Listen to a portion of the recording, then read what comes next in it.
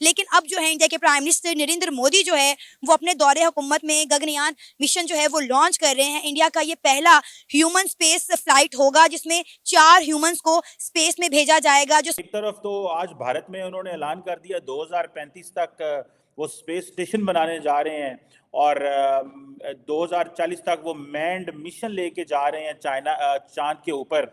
Good. मजे की बात है कि अमेरिका के साथ नहीं, रशिया की सपोर्ट के साथ इंडिया ये मिशन लॉन्च कर रहा है। हमने अक्सर देखा है कि इंडिया और रशिया जो है उनके ताल्लुकात, उनकी ट्रेड आपस में बहुत बढ़ती थी और हमने पिछले दिनों भी खातून के लिबास के ऊपर सिर्फ हलवा लिखा हुआ था, जिसका मतलब है खूबसूरत या मीठा होना, खूबसूरत।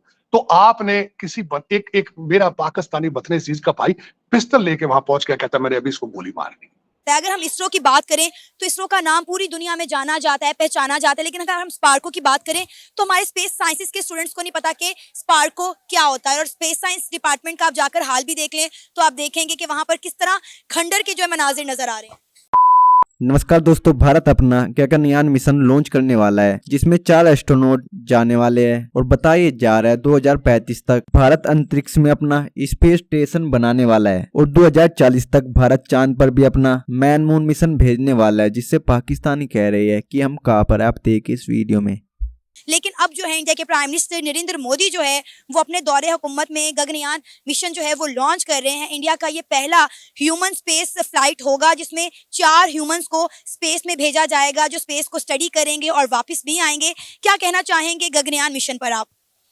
देखिए, स्पेस का जो मिशन होता है हमें सबसे पहले समझना चाहिए कि कोई भी मुल्क जो स्पेस में इनोवेशंस कर रहा है या उसमें वो उस दौड़ में पार्टिसिपेट करना चाहता है, तो एक तो उसके कमर्शियल बेनिफिट्स भी हैं। आप कम्युनिकेशन के ज़राए बेहतर हो जाते हैं, आप उससे पैसा भी कमा सकते हैं। उसके साथ साथ ये डिफरेंट मुल्कों में एक तरह से टेक्नोलॉजी की रेस भी होती है, एक नेशनल प्राउड भी होता है कि हम ये कर रहे हैं और इससे पूरी कौम को एक मोटिवेशन मिलती है। तो वो इस लिहाज से काम कर रहे हैं तो अच्छी बात है। That's something good. मजे की बात है कि अमेरिका के साथ नहीं, रशिया की सपोर्ट के साथ इंडिया ये मिशन लॉन्च कर रहा है। हमने अक्सर देखा है कि इंडिया और रशिया जो है उनके ताल्लुकात, उनकी ट्रेड आपस में बहुत बढ़ती थी और हमने पिछले दिनों भी देखा कि ब्राह्मोस मिसाइल जो इंडिया और रशिया ने मिलकर बनाया, उसकी डिमांड भी पूरी दुनिया में बढ़ गई। लेकिन अब जो है इंडिया रशिया के सपोर्ट के साथ अपना ये गगनयान मिशन जो है वो भेज रहा है। देखिए, स्पेस में इवन के यूएस और रशिया भी आपस में कोलैबोरेट करते रहे, कोई नई चीज़ नहीं है। तो it's totally fine, it's totally normal. हमें उन्होंने रशिया के साथ कोऑपरेट कर रहे हैं। इवन सेंट्रल एशियन स्टेट्स पहले वहाँ से स्पेस में रॉकेट्स लॉन्च होते थे, अभी इंडिया से हो रहे हैं। तो स्पेस में जो काम हो रहा है वो ग्लोबल कोऑपरेशन से होता है। तो इसमें कोई ऐसी अनहोनी बात नहीं है कि वो रशिया से कोऑपरेशन हो गया, फलां से होगा। इट्स एब्सोल्युटली नॉर्मल और ये अच्छी बात है। टेक्नोलॉजी में और स्पेस की दौड़ में कोऑपरेशन होना चाहिए और मेरा ख्याल है हमें भी इस पर काम करना चाहिए। तो सर क्या लगता है, क्या इंडिया ये मिशन सक्सेसफुली कर पाएगा? देखिए, ज़रूरी नहीं है कि आप मिशन सक्सेसफुल कर पाएँ या नहीं, ज़रूरी है कि आप एफर्ट करें। बट सिंस वो 2-4 लोगों को भेजने, तो यकीनन उन्होंने अपना होमवर्क किया होगा। तो hope for the best.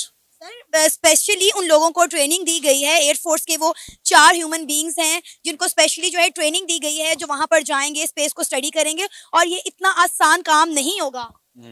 Certainly इसमें अपने चैलेंजेस होते हैं, बट आप एक दफ़ा एक प्रोग्राम को शुरू कर लेते हैं, आप उस पर इन्वेस्ट भी करते हैं, आप ह्यूमन रिसोर्स पे भी अपने जो टैलेंटेड लोग हैं उनको भी आप यूटिलाइज करते हैं, तो ये चीज़ें हो जाती हैं। I mean step by step, एक दफ़ा अगर सक्सेस नहीं होती। हमने ये देखा है कि इंडिया अपने स्पेस साइंसेज में बहुत ज़्यादा इन्वेस्ट करता है। अगर हम इसरो की बात करें तो इसरो का नाम पूरी दुनिया में जाना जाता है, पहचाना जाता है। लेकिन अगर हम स्पार्को की बात करें तो हमारे स्पेस साइंसेज के स्टूडेंट्स को नहीं पता कि स्पार्को क्या होता है। और स्पेस साइंस डिपार्टमेंट का आप जाकर हाल भी देख लें तो आप देखेंगे कि वहाँ पर किस तरह खंडर के जो है मनाजिर नजर आ रहे हैं। देखिए, फर्स्ट ऑफ ऑल अगर इंडिया का कंपैरिजन किसी के साथ बनता है ना, तो वो चाइना के साथ करना चाहिए। अगर इंडिया को आप पाकिस्तान के साथ कंपेयर करते हैं तो इंडियंस अपनी इंसल्ट खुद करते हैं।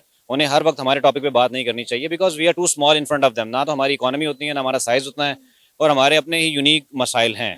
तो अगर देखें, इंडिया हमसे कंपैरिजन करता है नहीं, ये तो हम पाकिस्तान की अवाम और पाकिस्तान के आला हुकाम, सियासतदान जो है अपना कंपैरिजन इंडिया के साथ करते हैं कि हम ये कर देंगे, हम वो कर देंगे। इंडिया तो उन्हें लगता ही नहीं कि हमारा उनके साथ कंपैरिजन बनता है। वो तो हमारे बारे में सोचते भी नहीं है, मेरा ख्याल है। अच्छा करते हैं, नहीं सोचते हैं। तो मेरा नहीं ख्याल लास्ट टाइम कब टीवी पे मैंने कोई इंडिया की बात सुनी होगी, शायद आपने सुनी हो, अलग बात है। लेकिन जो आप कह रही हैं हम ये कर देंगे, वो कर देंगे, लास्ट टाइम आप मुझे बता दें पिछले 1 साल में पाकिस्तानी टीवी पे कभी इंडिया डिस्कस हुआ हो? इंडिया कहीं ना तो हमारे इंडिया ने चंद्रयान 3 मिशन जो है कामयाबी के साथ चांद के साउथ पोल पर लैंड किया था, तब हमारे जो वजीर थे साइंस एंड टेक्नोलॉजी के, उन्होंने बोला था कि भाई इतना पैसा जाया करके चांद पर जाने की क्या जरूरत है, चांद तो हम जमीन से बैठे हुए भी देख सकते हैं। देखिए, अगर उन्होंने एक शख्स ने ऐसी बात की थी, डजंट मीन कि वो 20 या 22 करोड़ लोगों को रिप्रेजेंट कर रहे हैं। एक शख्स की जहालत को आप पूरी कंपनी लगा सकते हैं। इस तरह की जाहिलाना बातें इंडिया में भी बहुत होती हैं, लेकिन एक्सेप्शंस आर एवरीवेयर। जनरली माशरे में कोई पैनिक नहीं है, कोई कंपैरिजन नहीं है। Wish them the best and we should also travel. एक तरफ तो आज भारत में उन्होंने ऐलान कर दिया 2035 तक वो स्पेस स्टेशन बनाने जा रहे हैं और 2040 तक वो मैंड मिशन लेके जा रहे हैं चांद के ऊपर। तार साहब, इंदौर में डेवलपमेंट्स बताएं और ये बताएं कि और यहाँ पे पाकिस्तान में तो हम जो है वो मार रहे हैं एक दूसरे को, वो पॉलिटिकल स्टेबिलिटी के रास्ते पे हैं। आपका ऑन ग्राउंड एक्सपीरियंस क्या कह रहा है तार साहब? ये जो इंदौर के हवाले से भी बताएं और ये जो मोदी साहब का प्लान है इस हवाले से भी कुछ शेयर करें सर। खातून के लिबास के ऊपर सिर्फ हलवा लिखा हुआ था, जिसका मतलब है खूबसूरत या मीठा होना, खूबसूरत। तो आपने एक मेरा पाकिस्तानी बतने चीज का भाई पिस्तल लेके वहां पहुंच गया, कहता मैंने अभी इसको गोली मारनी। ये किस मजहब में आपको इसकी चीज की इजाजत है कि किसी को मार के, किसी जानवर को भी मार के आप खुदा को खुश करने का आपका प्लान है? ये किस तरह पॉसिबल है? मैं ये समझता हूं कि अगर दुनिया के किसी मजहब में भी अगर ये चीजें चल रही हैं, you need to understand that religion. आप उसको, मैं हिस्ट्री का स्टूडेंट हूं, पॉलिटिकल साइंस का स्टूडेंट हूं। 60s के अंदर जो अमेरिका में हो रहा था कि सड़कों के जाल बिछ रहे थे, एयरपोर्टों के जाल बिछ रहे थे, नई सी पोर्ट्स बनाई जा रही थी, उसके साथ कॉमर्स होती है, ट्रेड होता है। बिल्कुल वही नक्शा मैं यहाँ देख रहा हूँ। मिडिल क्लास जो है उसकी ग्रोथ, उनकी इंग्लिश और मैथ पे ग्रिप, उनकी इंफॉर्मेशन टेक्नोलॉजी पे ग्रिप, और उसके बाद proper leadership, proper team work, और उसके साथ उनका जो ग्रिप इस वक्त आज भी, बल्कि मैं एक इंस्टीट्यूशन से उठ के आ रहा हूं, बल्कि चीमा साहब मैं वापस आ रहा हूं यहाँ पे इंडियन इंस्टीट्यूट ऑफ मैनेजमेंट में। आज मुझे कहा गया है to come back for the lecture, which I am planning to come back to Indore for 2 lectures from the US. लेकिन भारत की तरक्की का सबसे बड़ा सीक्रेट, भारत का सबसे बड़ा weapon guaranteed Indian institute of technology और इंडियन इंस्टीट्यूट ऑफ मैनेजमेंट। ये सिर्फ और सिर्फ भारत की तरक्की का सीक्रेट ये 2 इंस्टीट्यूशन है जिन्होंने एक इंडस्ट्रियल फाइनेंशियल रेवोल्यूशन लेकर आ गया है, ना सिर्फ भारत के लिए बल्कि पूरी दुनिया के लिए। अब वो डायस्पोरा बन के नहीं जा रहे, टेक्नोक्रेट बन के जा रहे हैं। मैं समझता हूं, आई विश, मेरी ख्वाहिश है कि मैं पाकिस्तान में भी इसी तरह के किसी इंस्टीट्यूट की बुनियाद रख सकूं।